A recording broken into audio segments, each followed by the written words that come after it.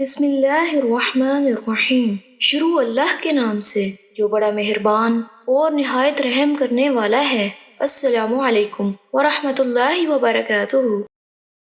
حضرت عباس بن جلید حجری سے مروی ہے کہ انہوں نے کہا کہ میں نے عبداللہ بن عمر سے سنا، کہہ رہے تھے ایک آدمی نبی صلی اللہ علیہ وآلہ وسلم کے پاس آیا اور کہا، اے اللہ کے رسول، ہم خادم کو کتنی مرتبہ معاف کریں؟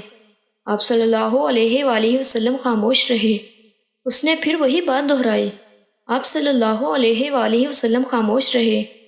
جب تیسری مرتبہ اس نے کہا تو آپ صلی اللہ علیہ وآلہ وسلم نے فرمایا، دن میں 70 مرتبہ اس سے درگزر کرو۔